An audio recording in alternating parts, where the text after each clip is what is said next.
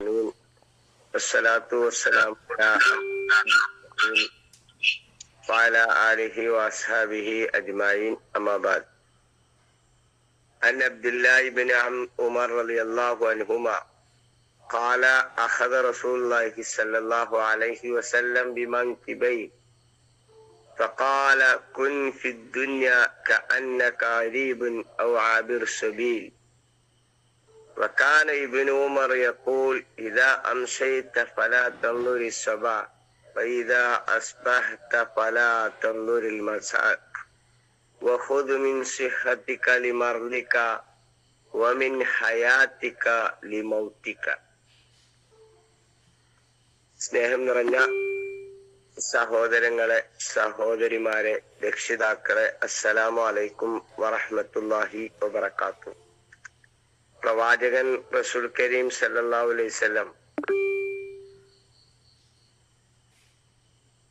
അബ്ദുല്ലാഹി ഇബ്നു ഉമർ റളിയല്ലാഹു അൻഹുവിന്റെ ചുമരിൽ തട്ടിക്കൊണ്ട് അല്ലെങ്കിൽ ചുമരിൽ കൈവച്ചുകൊണ്ട് പറഞ്ഞ നമ്മുടെ ജീവിത വീക്ഷണവുമായി ബന്ധപ്പെട്ട ഒരു ഹദീസാണ് ഞാൻ പറഞ്ഞത്. അല്ലാഹുവിന്റെ റസൂൽ പറയുന്നു, കുൻ ഫി ദുനിയാ കഅന്നക ഗരീബുൻ ഔ ആബിർ സബീൽ. നീ ഇഹലോകത്ത് ഒരു പരദേശിയെ പോലെയോ ഒരു വഴിയാത്രക്കാരനെ പോലെയോ ആവുക. അങ്ങനെ അത് പറഞ്ഞ് ഇബ്നു ഉമർ റളിയല്ലാഹു അൻഹു പറഞ്ഞു, വകാന ഇബ്നു ഉമർ റളിയല്ലാഹു അൻഹു യഖൂൽ ഇദാ അംസൈത ഫലാ തൻദുരി സബാഹ്. സന്ധ്യ ആയാൽ മറ്റൊരു പ്രഭാതം നീ പ്രതീക്ഷിക്കരുത്. വഇദാ അസ്ബഹ്ത ഫലാ തൻദുരിൽ മസാ. പ്രഭാതമായാൽ പ്രദോഷം നീ പ്രതീക്ഷിക്കരുത്. വഖുദ് മിൻ സിഹ്ഹതിക ലിമർളിക. രോഗാവസ്ഥക്ക് വേണ്ടി ആരോഗ്യാവസ്ഥയിൽ നീ നേടിയെടുക്കുക. വമിൻ ഹയാതിക ലിമൗതിക. മരണത്തിന് വേണ്ടി ജീവിതത്തിൽ നീ കരുതി വെക്കുക, അല്ലെങ്കിൽ ജീവിതത്തിന് വേണ്ടി നീ പലതും, മരണത്തിന് വേണ്ടി നീ പലതും നേടുക. ഒരു സത്യവിശ്വാസിയുടെ ഐഹിക ജീവിതത്തോടുണ്ടാകേണ്ട സമീപനം എന്തായിരിക്കണം എന്നതാണ് അല്ലാഹുവിന്റെ റസൂൽ സല്ലല്ലാഹു അലൈഹി വസല്ലമ ഈ നബിവചനത്തിലൂടെ സത്യവിശ്വാസികളെ പഠിപ്പിക്കുന്നത്. ഈ ലോകത്ത് മനുഷ്യൻ ജീവിക്കുന്നത് ഒന്നുകിൽ ഒരു വിദേശിയെ പോലെയോ അല്ലെങ്കിൽ ഒരു വഴിയാത്രക്കാരനെ പോലെയാണ്. ആ വിദേശി തന്റെ വിദേശ ജീവിതകാലത്ത് തന്റെ വിസയുടെയും പാസ്പോർട്ടിന്റെയും ഒക്കെ കാലാവധി തീരുന്നത് വരെ താൻ വിദേശത്ത് പണിയെടുക്കുന്നത് തനിക്ക് ഇവിടെയല്ല തന്റെ ജീവിതത്തിന്റെ അവസാനം വരെ ജീവിക്കാനുള്ളത് എന്നും ഇവിടെ വളരെ കുറഞ്ഞ കാലയളവ് മാത്രമേ തനിക്ക് ജീവിതമുള്ളൂ എന്നും തന്റെ നാട്ടിലേക്ക് തിരിച്ചു പോകേണ്ടവനാണ് താനെന്ന ബോധത്തോടെയുമായിരിക്കും ഒരു വിദേശി വിദേശങ്ങളിൽ ജീവിക്കുക.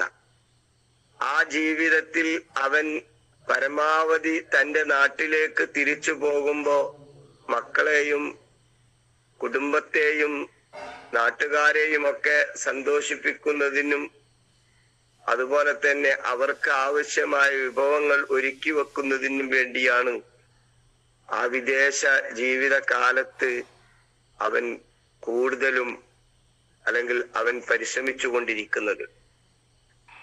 അതുപോലെയാണ് ഒരു വിശ്വാസി ഈ ദുനിയാവിനോട് സ്വീകരിക്കേണ്ടത്. അവൻ ഈ ദുനിയാവിൽ ജീവിക്കുമ്പോ തന്റെ ആത്യന്തികമായ ജീവിതം പരലോകത്താണ് എന്നും പരലോകത്തേക്ക് വേണ്ടിയാണ് താൻ ഈ ദുനിയാവിൽ പണിയെടുക്കേണ്ടത് എന്നുമുള്ള ബോധത്തോടു കൂടിയാണ് അവൻ ഈ ദുനിയാവിൽ ജീവിക്കേണ്ടത്. അങ്ങനെ ജീവിക്കുമ്പോ അവൻ മുൻഗണന നൽകേണ്ടത് പരലോക ജീവിതത്തിനായിരിക്കും. ആ പരലോകത്തിന് മുൻഗണന നൽകിക്കൊണ്ട് ദുനിയാവിലെ നൈമിഷിക സുഖങ്ങൾക്കും ആനന്ദങ്ങൾക്കും അമിതമായ പ്രാധാന്യവും അമിതമായ സ്ഥാനവും തന്റെ ജീവിതത്തിൽ നൽകാതെ അതിനേക്കാളൊക്കെ തനിക്ക് പ്രാധാന്യം കൽപ്പിക്കേണ്ടത് പരലോകത്ത് രക്ഷപ്പെടാനും അവിടത്തെ സുഖങ്ങളും സൗകര്യങ്ങളും നേടിയെടുക്കാനും വേണ്ടിയായിരിക്കണം എന്ന് ഓരോ വിശ്വാസിയും മനസ്സിലാക്കുകയും അതിനുവേണ്ടി അവൻ തന്നാൽ കഴിയുന്ന ശ്രമങ്ങൾ നടത്തിക്കൊണ്ടിരിക്കുകയും ചെയ്യും എന്നതാണ് സത്യവിശ്വാസിയുടെ ഒരവസ്ഥ. മനുഷ്യനെ സംബന്ധിച്ചിടത്തോളം ആയുസ് അവന് നിർണിതമാണ്. അവൻ ജീവിച്ചു എന്നത് അവന് മരിക്കുന്നു എന്നതിനുള്ള തെളിവായി മനസ്സിലാക്കപ്പെടുന്നു. അതുകൊണ്ട് തന്നെ അള്ളാഹു നിശ്ചയിച്ച സമയം അവസാനിക്കുന്നതിന് മുമ്പ് തന്റെ ജീവിതത്തിൽ സൽക്കർമ്മങ്ങളാൽ നന്മകളാൽ തന്റെ ഭാണ്ഡം നിറക്കുവാനുള്ള ശ്രമമാണ് അവൻ ചെയ്തു കൂട്ടുന്നത്. അങ്ങനെ രാവിലെ ഉറക്കമുണർന്നാൽ സന്ധ്യ വരെ ജീവിച്ചിരിക്കുമെന്ന് ഒരു ഉറപ്പുമില്ലാത്ത മനുഷ്യൻ, അതുപോലെ തന്നെ രാത്രി ഉറങ്ങാൻ കിടന്നാൽ പ്രഭാതത്തിൽ എണീക്കുമെന്ന് ഉറപ്പില്ലാത്ത മനുഷ്യൻ ഈ ദുനിയാവിന്റെ മായാവലയങ്ങളിൽ അഭിരമിക്കേണ്ടവനല്ല എന്നും കിട്ടുന്ന സമയം അള്ളാഹുവിന്റെ പ്രീതിക്ക് വേണ്ടി, പൊരുത്തത്തിന് വേണ്ടി, സ്വർഗത്തിന് വേണ്ടി പണിയെടുക്കുന്നവരാകണം എന്നതാണ് അള്ളാഹുവിന്റെ പ്രവാചകൻ റസൂൽ കരീം സല്ലല്ലാഹു അലൈഹി വസല്ലമ നമ്മെ ബോധ്യപ്പെടുത്തുന്നത്.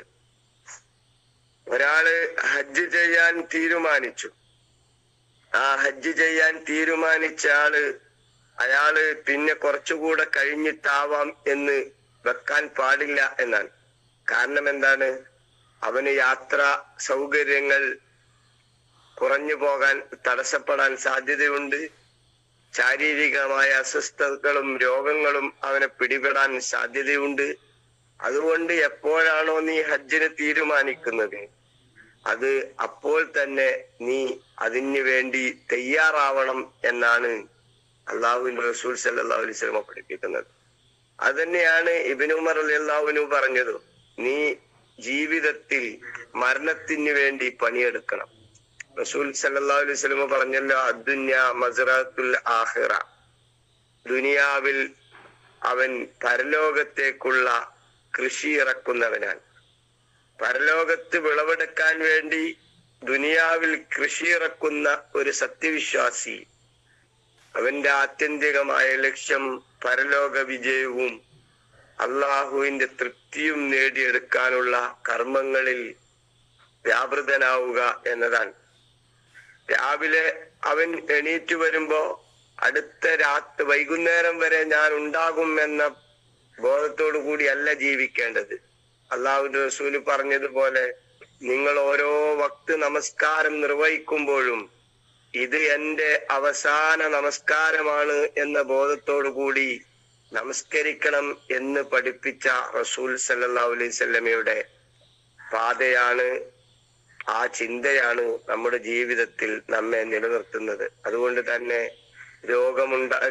നല്ല ആരോഗ്യമുള്ളവർ അടുത്ത ഘട്ടത്തിലാവാം എന്ന് തീരുമാനിക്കുന്നതിന് പകരം നാളെ ഞാൻ രോഗിയാകും അല്ലെങ്കിൽ രോഗിയായേക്കാം, അതുകൊണ്ട് പരമാവധി ഈ ആരോഗ്യമുള്ള സന്ദർഭത്തിൽ സൽക്കർമ്മങ്ങൾ പ്രവർത്തിച്ചുകൊണ്ട് നാഥനെ കണ്ടുമുട്ടാൻ കഴിയുന്ന ഒരു രൂപത്തിലേക്ക് നമ്മുടെ കർമ്മങ്ങളെ നമ്മൾ ചിട്ടപ്പെടുത്തിയെടുക്കേണ്ടതുണ്ട്. ആ അർത്ഥത്തിൽ കർമ്മങ്ങളെ ചിട്ടപ്പെടുത്തിയെടുക്കുന്ന വിശ്വാസിനികളിലും സഹോദരന്മാരിലും സഹോദരിമാരിലും നമ്മേവരെയും അല്ലാഹു സുബ്ഹാനഹു വ തആല ഉൾപ്പെടുത്തി അനുഗ്രഹിക്കുമാറാവട്ടെ. ജീവിതത്തിന്റെ ആത്യന്തികമായ ലക്ഷ്യം നേടിയെടുക്കുന്ന വിശ്വാസിനികളിൽ നാഥൻ നമ്മെ ഏവരെയും ഉൾപ്പെടുത്തി അനുഗ്രഹിക്കുമാറാവട്ടെ. സംഭവിച്ചു പോയിട്ടുള്ള വീഴ്ചകൾ നാഥൻ പരിഹരിച്ചു തരുമാറാവട്ടെ.